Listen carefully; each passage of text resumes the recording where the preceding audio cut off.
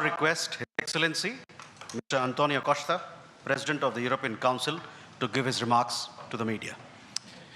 Prime Minister Narendra Modi, my dear friends, dear Ursula, ministers, dear Kaya and Maros, good afternoon.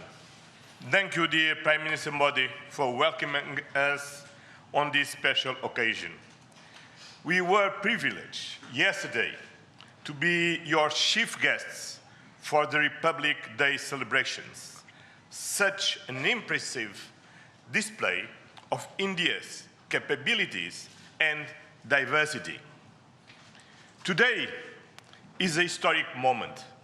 We are opening a new chapter in our relations on trade, on security, on people-to-people ties.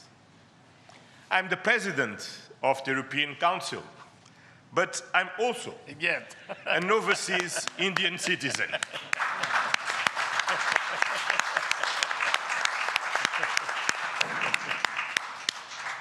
Then, as you can imagine, for me, it has a special meaning.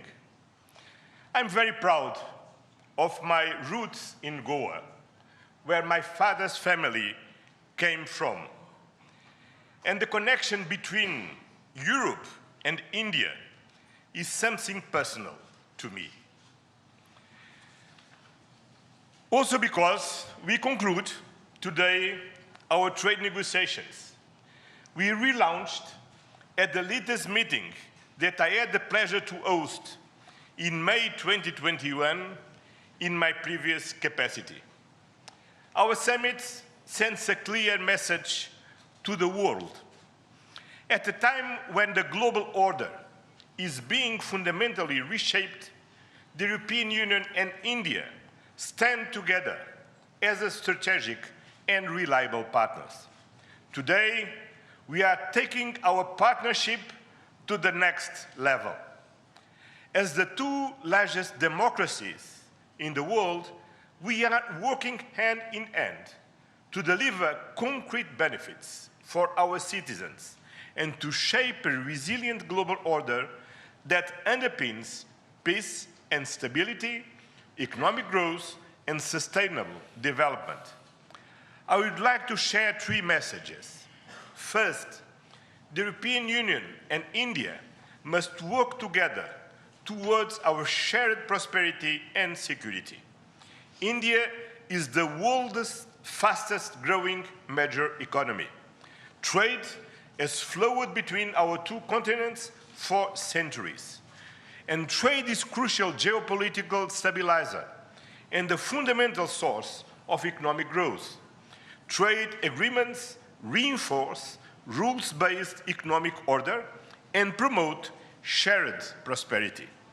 That's why today's free trade agreement is of historic importance.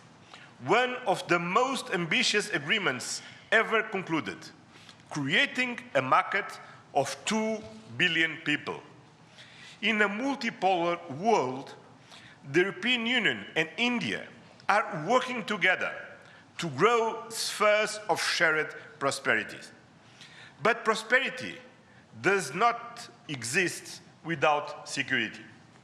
Strengthen our cooperation to better protect our citizens and our shared interests.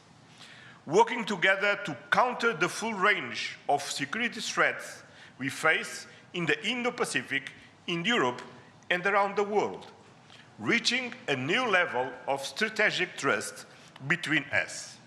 That is the significance of our agreement on a security and defense partnership.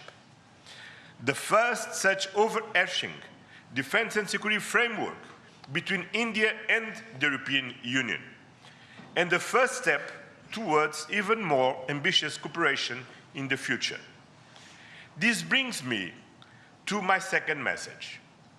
As the world's largest democracies and champions of multilateralism, the European Union and India share the responsibility to upholding the international law with the United Nations Charter at its core. Earlier this morning, we and President Ursula had the opportunity to pay tribute to Mahatma Gandhi. And I reflected upon his words, which still holds true today, and I quoted, "Peace will not come out of a clash of arms, but out of justice lived and done by unarmed nations in the face of odds."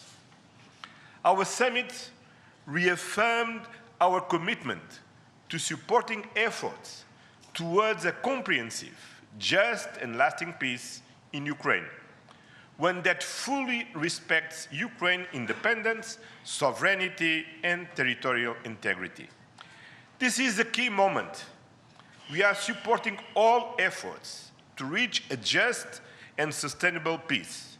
Ukraine has shown its readiness, including at the cost of difficult compromise.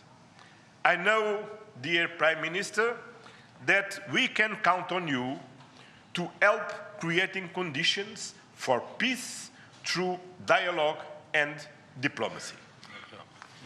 And this is my final message. Together, we must show leadership on global issues. Cooperation between the European Union and India will help shape a more balanced, resilient, and inclusive global order. Just two examples. I'm proud of the commitments we are making for greater cooperation on clean energy, green transition, and climate resilience.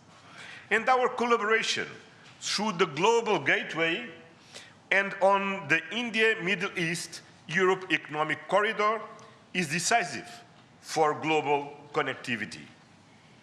By implementing the ambitious Joint Comprehensive Strategic Agenda towards 2030, we will align our priorities with concrete actions for the next 5 years, delivering real benefits to our citizens. Today, we have tangible progress and set an example of cooperative leadership on global issues with our free trade agreement, our security and defense partnership, and our joint strategic agenda. These outcomes are crucial milestones on the longer path.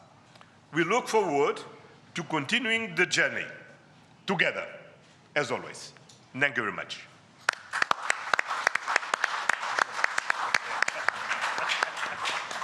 Thank you, sir.